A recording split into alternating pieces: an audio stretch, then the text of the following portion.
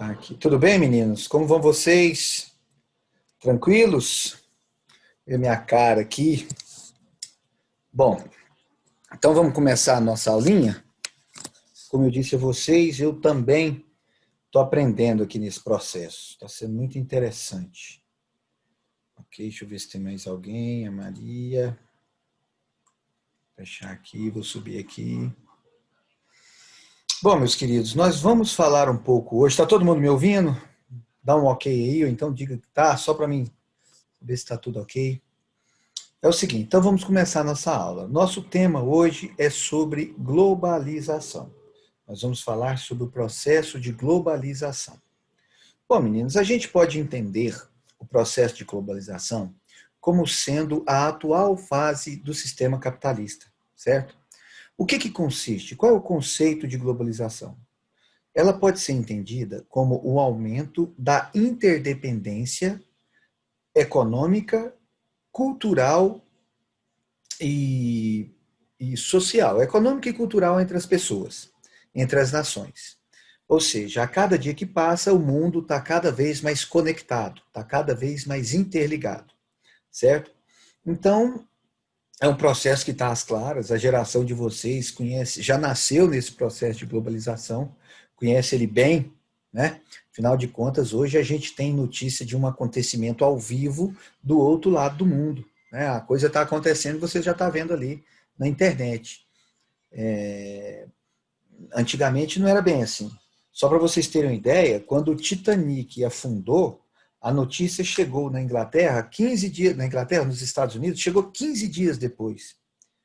Alguns eventos do passado, aqui no Brasil colonial, quando eles liam um jornal aqui na capitania de Goiás, né? Era um jornal com 3 meses de atraso.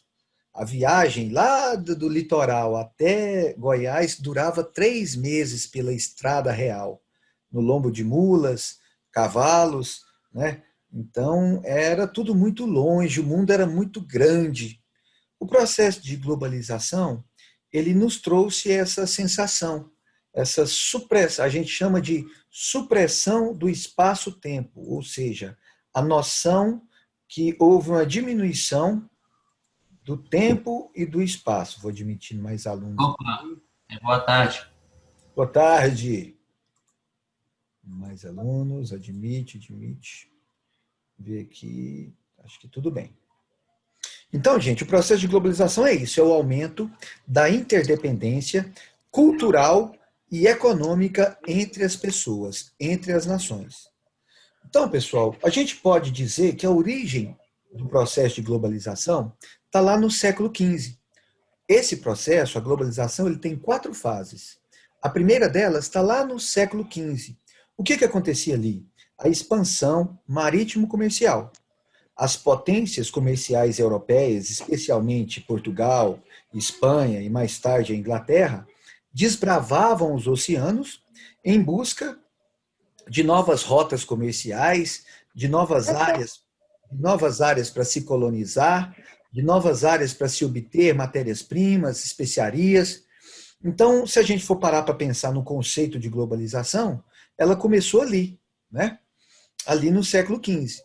Então, pessoal, a gente diz que a globalização é isso, é um aumento da interdependência social e cultural, perdão, econômica e cultural entre as nações. E suas origens datam do século XV, com a expansão marítimo-comercial. Tudo bem? Hã? Bom, gente, o que fundamenta o processo de globalização? Não. Qual que é a base do processo de globalização? Não. É o avanço tecnológico. Galerinha, quem estiver entrando, pessoal, vai colocando mute aí, que acaba o Então pessoal. vai pra lá. Tem gente mastigando, eu estou É, escutando e tal. é. Admitindo aqui.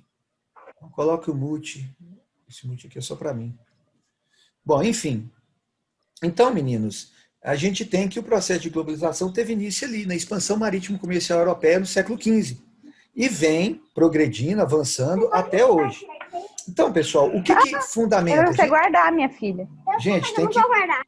Gente, tá atrapalhando o volume aí, vocês têm que colocar. Guardar, eu vou brincar. Pronto, gente, coloca aí, que tem muita gente conversando, tá me atrapalhando aqui um pouquinho. Bom, então o que acontece, meninos? O início do processo da globalização se dá ali no século XV, certo? E o que caracteriza, o que fundamenta a globalização?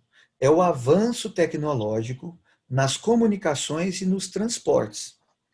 Antes, tudo era muito longe, tudo era muito distante. Uma carta levava meses para chegar ao destino. Uma notícia, uma novidade, uma mercadoria levava meses para chegar ao destino. Hoje não, tudo é muito instantâneo, tudo é muito rápido. Né? Existe uma música da década de 80 do Gilberto Gil que chama Parabólica Mará. E ele coloca muito bem isso. Ele coloca assim: antes longe era distante, perto só quando dava. Quando muito ali defronte, o horizonte acabava. Hoje o que tem de antena atrás dos morros, camarada. Ou seja, a coisa mudou muito. Né? E a música tem altos momentos que ela reflete muito bem, quando ela fala, por exemplo, do avanço dos transportes, fala assim: de jangada leva uma eternidade, de saveiro leva uma encarnação, de avião leva o tempo de uma saudade. Então você vê que o avanço nos meios de transporte nos trouxeram essa impressão que o mundo ficou menor. O que era longe antes, hoje está perto. Está bem aqui a ideia, meninos, ó. A ideia da supressão espaço-tempo. Olha aqui. 1500, 1840, velocidade das carruagens e dos barcos a velas, 16 quilômetros por hora. 1850, 1930, velocidade das locomotivas a vapor, 100 quilômetros por hora e dos barcos a vapor, 57 quilômetros por hora. 1950, aviões a propulsão, de 480 a 640 quilômetros por hora. Anos 60, jatos de passageiros, de 800 a 1.100 quilômetros por hora. Né? Eu me lembro, já ouviram falar no Concorde? O Concorde é um avião que ele entrou em desuso e é um avião de passageiro supersônico. Então, um avião, uma série de fatores levaram ele a entrar em desuso, porque ele era muito caro. Ele fazia Nova York, Londres em 2 horas.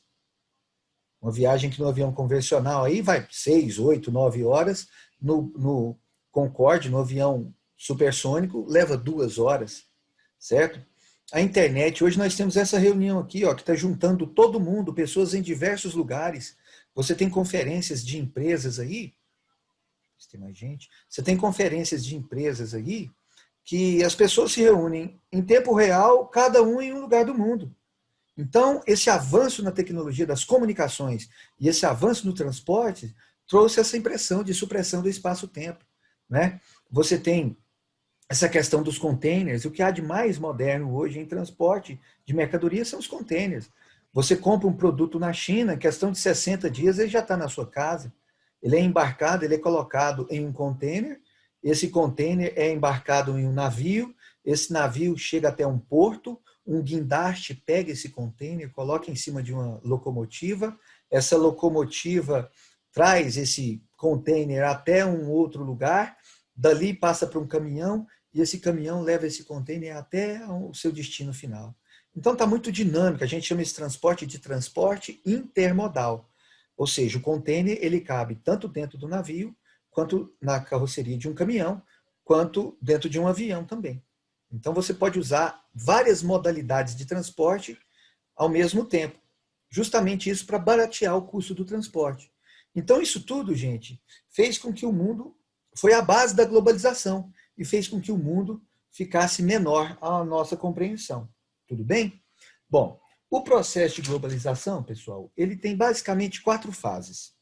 A primeira fase está lá no século XV, com a expansão marítimo-comercial, quando as potências comerciais mercantilistas da Europa desbravavam os oceanos em busca de mercados, em lugares para acessar matérias-primas, novas áreas para colonizar, novos povos para se comercializar e assim por diante. Certo? Uma segunda fase do processo de globalização já está ali no século XIX, quando você tem o período que a gente chamou de neocolonialismo. Aí já não tem a ver com as potências comerciais europeias, e sim com as potências industriais da Europa. Né? Alemanha, Inglaterra, França, Bélgica, essas potências, a Holanda, esses países, eles passaram a dominar vastas áreas, principalmente no continente africano e no continente asiático. Qual que era o objetivo dessa dominação, desse controle nessas áreas? Era obter matérias-primas para suas indústrias que cresciam velozmente. E como vocês sabem, a produção industrial, acontece de forma muito mais acelerada, ela acontece em larga escala e ela exige muito mais matérias-primas. Então, na busca por essas matérias-primas, as potências industriais do século XIX começaram a interferir, ocupar e dominar várias áreas no continente africano e no continente asiático. Essa seria a segunda fase do processo de globalização. A primeira, século XV, expansão marítimo-comercial. A segunda, século XIX, neocolonialismo. A terceira já tem a ver com a Guerra Fria. Já foi ali, já no século XX, na segunda metade do século XX, quando você tem aquelas duas potências, que eram Estados Unidos e União Soviética, brigando, disputando áreas de influência pelo mundo. Né? Nesse processo, o avanço tecnológico foi brutal. A gente tem a corrida espacial, a corrida armamentista, né? Voltando aqui à corrida espacial, os russos, eles estavam vários passos à frente dos americanos nessa corrida espacial. O primeiro país, a primeira nação a colocar um satélite em órbita na Terra foi, na época, a União Soviética. A primeira nação a colocar um ser vivo em órbita da Terra foi a União Soviética, uma cadela.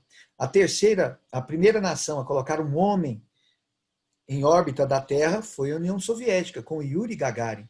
É lógico, né, gente? Para cada um desses acontecimentos marcantes em que se obteve sucesso, muitos morreram antes, porque são missões secretas. Então, eles, por exemplo, eu tenho certeza que antes de Yuri Gagarin, muitos cosmonautas, tanto russos como estadunidenses, já tinham sido lançados na atmosfera. Porém, acontecia algum acidente, o pessoal morria, né? Ou morria lá orbitando a Terra mesmo, existem corpos orbitando a Terra, ou morria na reentrada da atmosfera, mas o fato é que o primeiro que foi e voltou com vida foi um russo. Os americanos, para não ficar atrás nessa corrida, mandaram um homem para a Lua. Mas então você vê aí um avanço tecnológico brutal. O objetivo era aquela disputa ideológica entre aqueles dois modelos, mas o resultado acabava que tinha um resultado prático e um resultado que depois viria a ser aproveitado na sociedade civil. Tudo bem, meninos, até agora? Deixa eu admitir mais uns aluninhos aqui. Alguém tem alguma dúvida? Se quiser perguntar, vamos dar um tempinho e depois a gente pergunta mais ao final. E a quarta fase do processo de globalização já é a que acontece hoje, no fim do século XX e o começo do século XXI, que a gente chama de revolução técnico-científica, em vários setores, né, meninos? Em vários setores, como, por exemplo, na informática, nas telecomunicações, na robótica, na química, na biotecnologia. É uma coisa impressionante. A fibra ótica, gente, antes da fibra ótica, as informações eram transmitidas por cabo de cobre. O cabo de cobre, ele é caro, dispendioso, e ele leva só uma fração de informações. A fibra ótica, ela é barata, porque ela é feita a partir de sílex, basicamente de areia, né? E ela leva milhares de informações, porque quando você tem um feixe de fibra ótica, você pode olhar aí no seu computador, cada cabo daquele ali tem dezenas de fibras. Então, a velocidade com a qual as informações passaram a circular foi muito maior com a invenção da fibra ótica. E possibilitou justamente a internet, essa maravilha que nos ajuda muito. Por um lado, ela é muito boa, muito positiva, afinal de contas, se tem uma coisa que está globalizada hoje em dia, é a informação. Né? Hoje, eu tenho a impressão que daqui a alguns anos, os educadores vão servir para ensinar a ler, escrever e pesquisar no Google, porque o resto tudo está ali, é só saber buscar. Né? Então, a internet é uma maravilha nesse sentido. Também, por outro lado, né, tem seus malefícios, questões relacionadas à sexualidade, pedofilia, práticas libidinosas. Você tem vídeo para tudo. Você tem vídeo que ensina a fazer bomba caseira, você tem vídeo que ensina a assaltar um banco, você tem tutorial para tudo nessa internet. Então, a internet nos possibilitou grandes avanços para o bem e para o mal também. E agora você tem a tecnologia 5G, galera. Essa tecnologia 5G não tem como evitar ela. A velocidade da transmissão dos dados é absurda.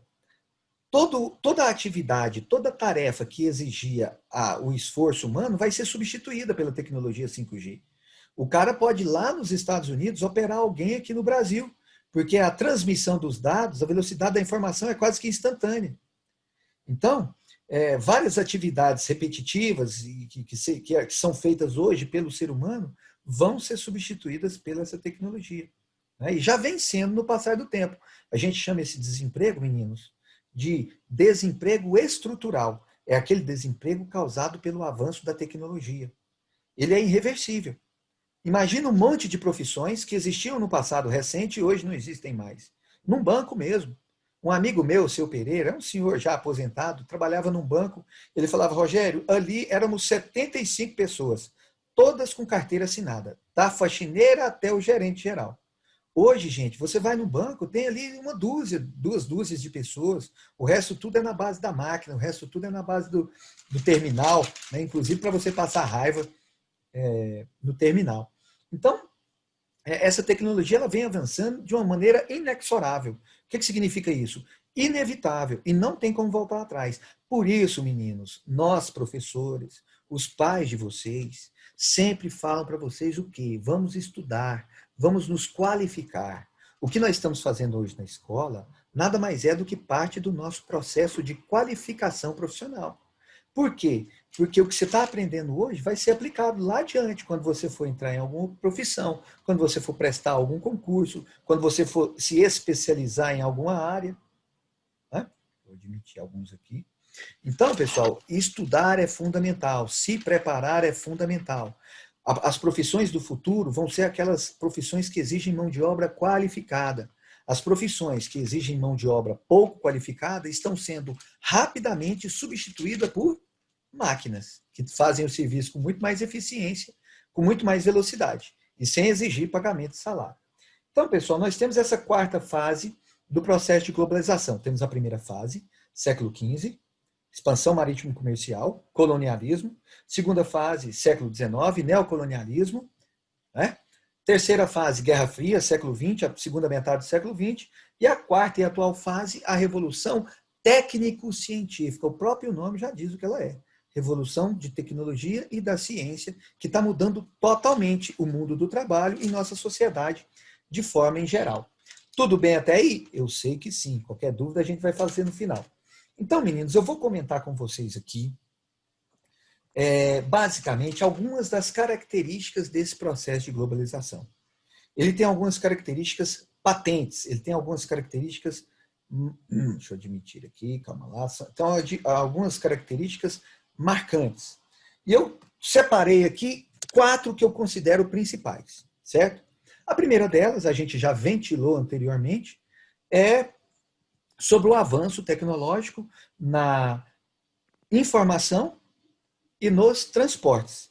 Como a gente falou exaustivamente no começo desse vídeo, o avanço nas comunicações e nos transportes trouxeram a ideia da supressão do espaço-tempo.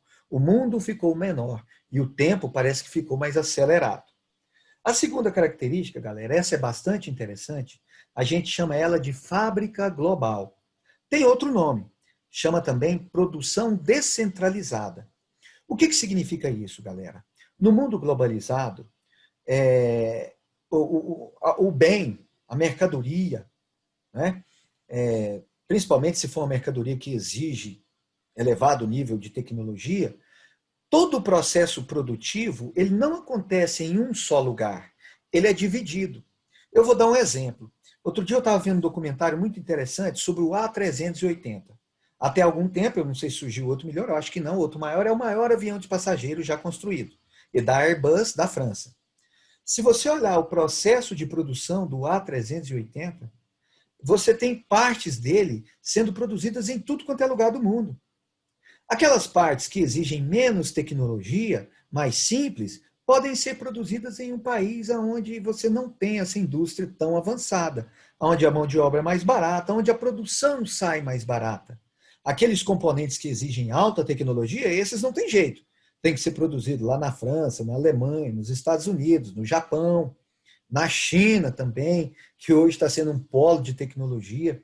Então, o que acontece, pessoal?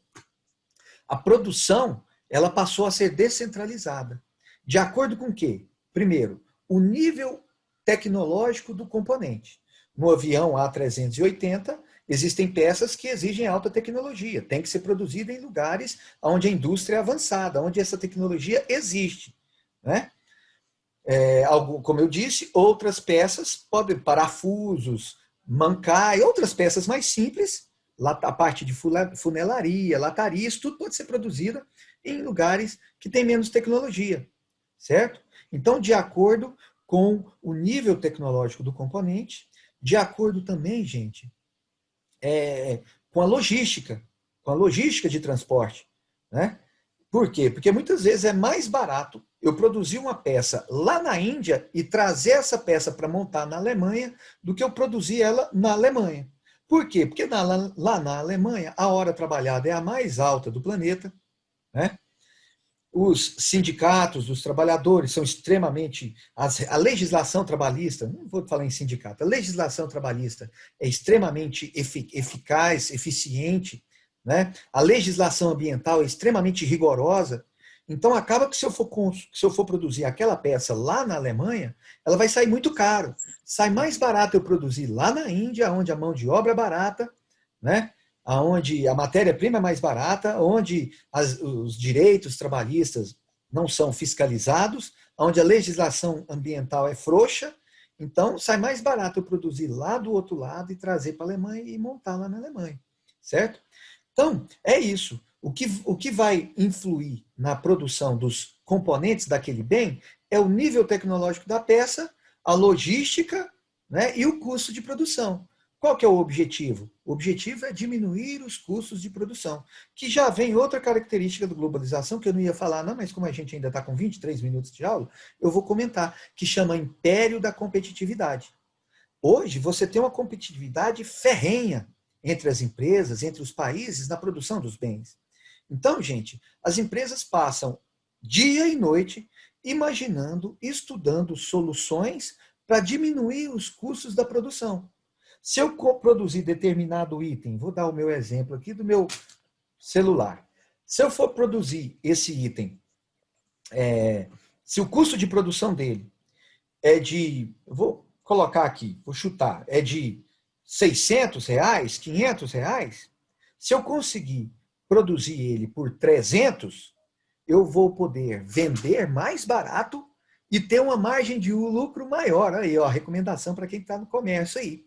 Se você diminui o seu custo de produção, você vai conseguir ser competitivo. O que é ser competitivo? Vender barato, ter preço, né? Opa, eu vou comprar ali naquela loja porque o produto é tão bom quanto, é da mesma marca e é mais barato. Então, quando você diminui os custos de produção, você é mais competitivo, porque você consegue vender mais barato e, ao mesmo tempo, você aumenta a lucratividade. Olha que bacana. Você ganha mais dinheiro vendendo pelo mesmo preço, talvez até mais barato. Não, senão vai mexer no computador. Opa, quem está mexendo no computador? A irmãzinha? É a irmãzinha? Então, beleza. Então, meninos, a primeira característica que eu comentei foi a produção descentralizada, também chamada de fábrica global. A segunda foi o império da competitividade.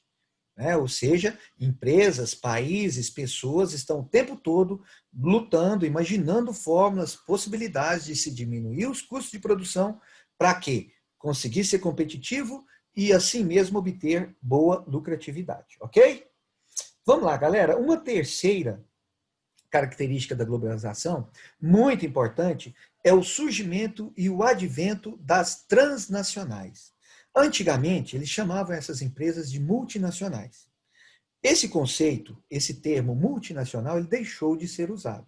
Por que ele deixou? Ele ainda é usado, mas ele entrou em desuso. Por quê? Ele deixou de ter relevância. Por quê?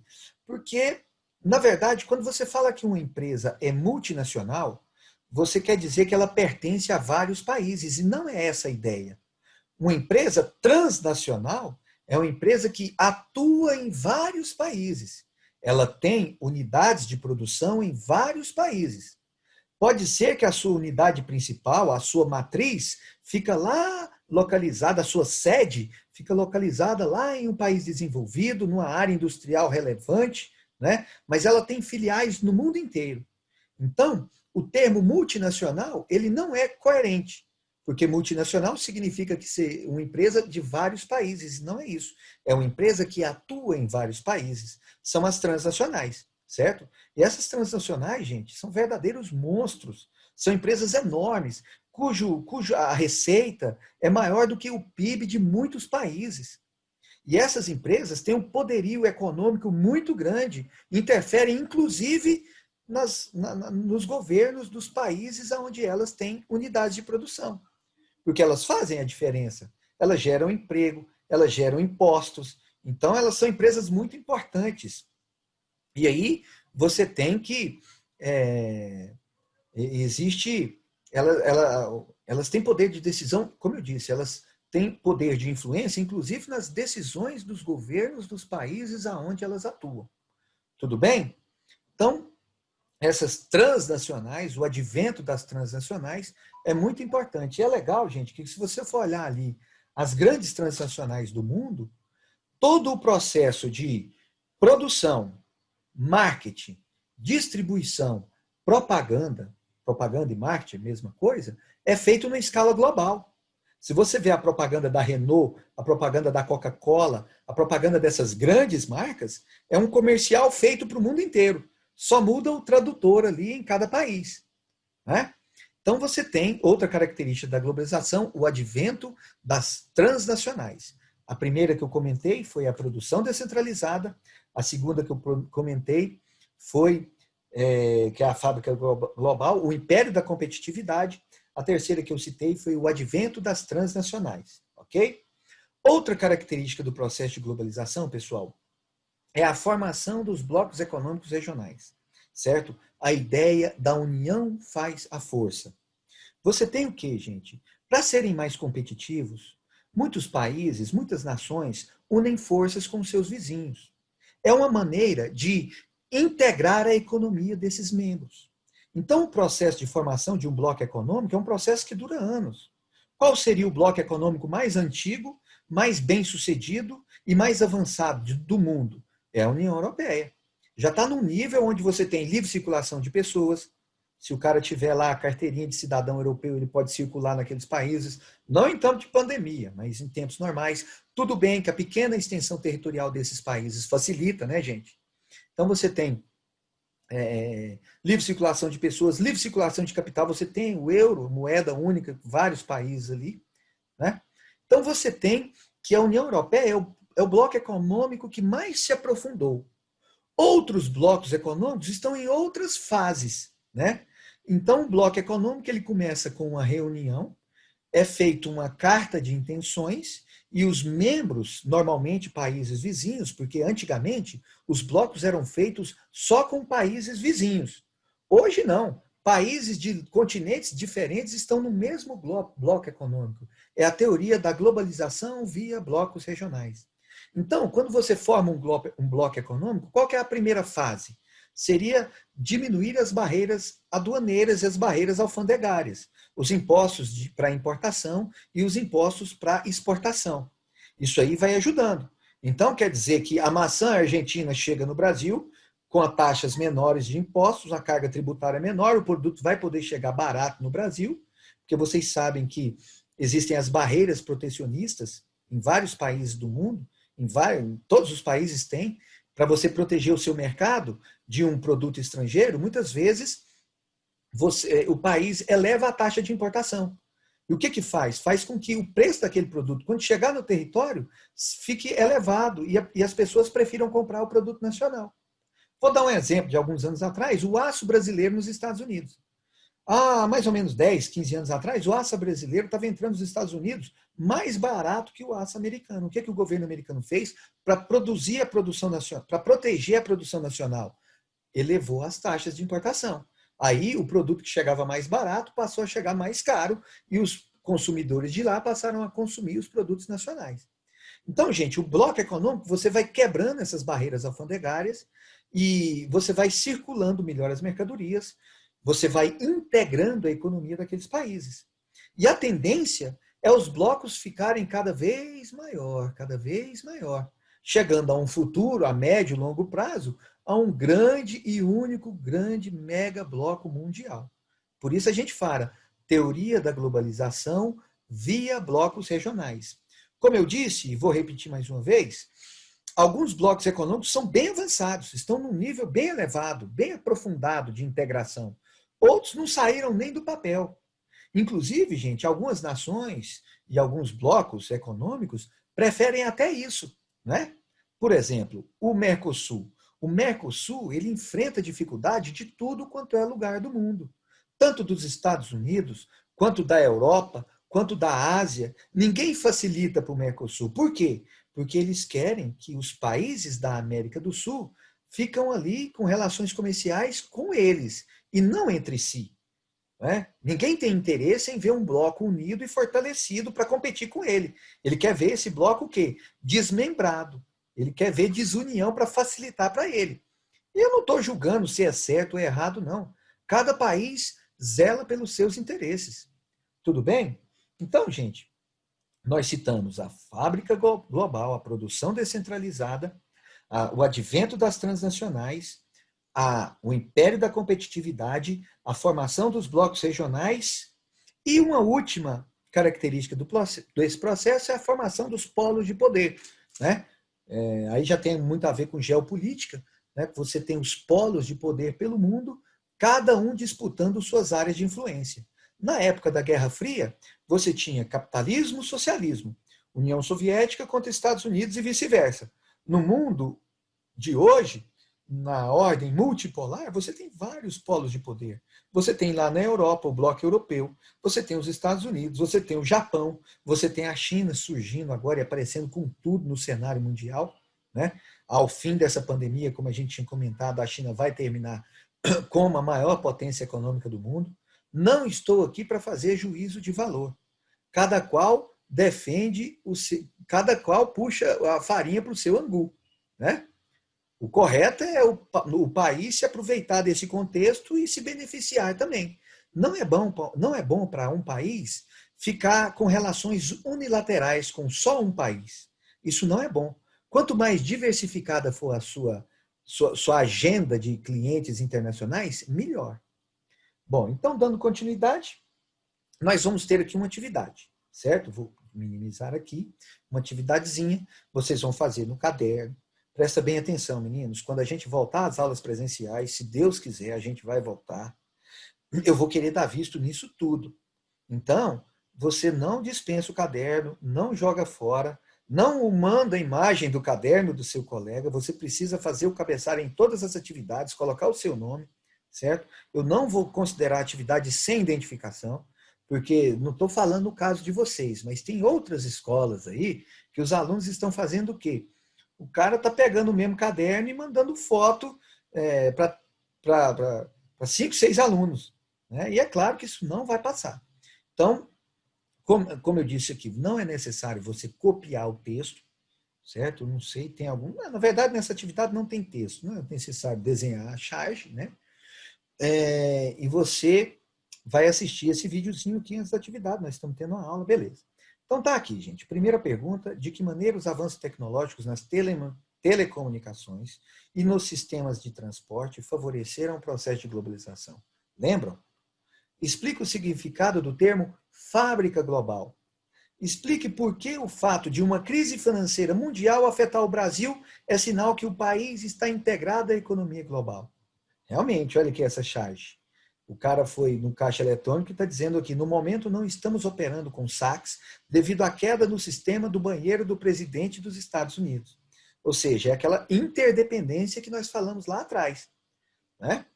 Tanto é, gente, isso é tão verdade, que lá atrás, ainda no começo do século XX, a crise de 29 nos Estados Unidos destruiu a economia cafeeira aqui no Brasil, porque eram os principais compradores do nosso café, e de repente eles entram em crise, deixam de comprar nosso café, e a economia aqui, por tabela, também entrou em crise. Se era assim no começo do século passado, imagina hoje em dia. Né? Uma queda na bolsa lá na Europa afeta a bolsa no Brasil. E assim sucessivamente. Isso mostra o quê? A interdependência entre as nações. Certo? Número 4.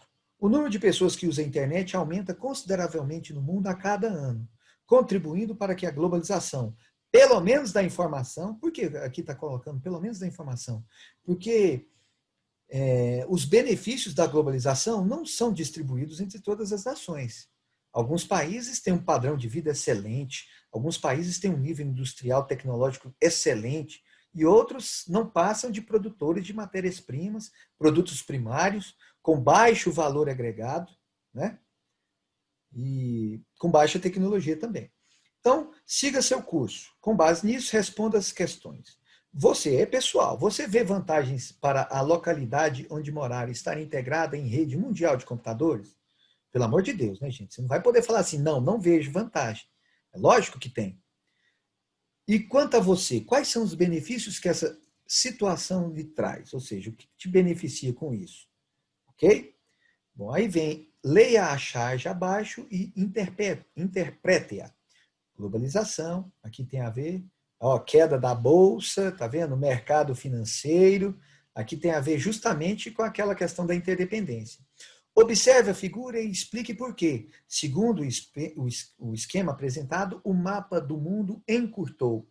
Lembra, meninos, no começo da aula, a ideia da supressão do espaço-tempo? Então tá, então, meus queridos, fiquem com Deus, eu vou encerrar a reunião. Qualquer dúvida, pode me mandar pelo zap, ok? Tchau, tchau, turma. Fiquem com Deus. Agora eu vou adivinhar como é que eu fecho isso aqui. Tchau. Tchau. Tchau. Mais.